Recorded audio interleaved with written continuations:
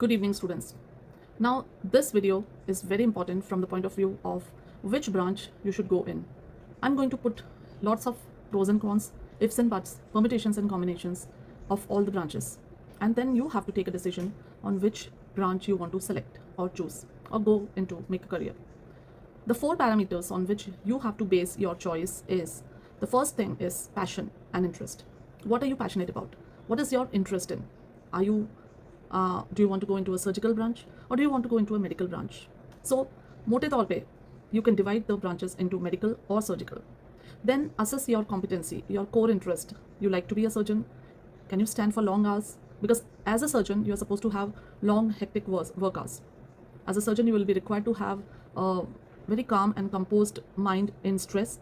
As a surgeon, you will be required to have dedication and very good hand skill. Your hand has to be stable. As a surgeon, you will be required to stand for long hours. So if you are passionate about surgery, you should think of surgical branches.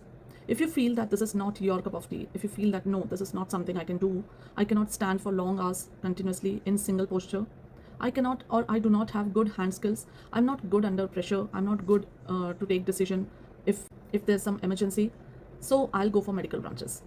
So first is your passion or your interest. The second most important thing that you should decide, or the thing that should make you decide, is how you want your work-life balance.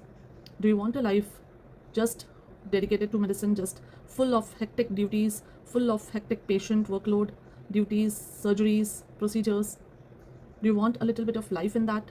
Do you want to enjoy life? Do you want to keep a work-life balance in such a way that you are able to give time to your children, to your parents, and even give time to yourself in future? So think about what kind of life you want to have.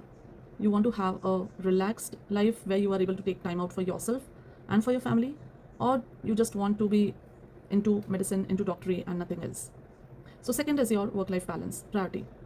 The third thing is the financial assessment, financial aspect.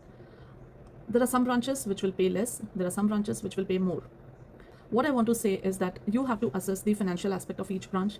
Based on that, you know there are some branches like radiology or dermatology, cardiology, neurosurgery. These are very high paying branches. Financial aspect is the third part. The fourth part is the job opportunities, the demand of that particular branch in society, in medical colleges, in hospitals, in corporate.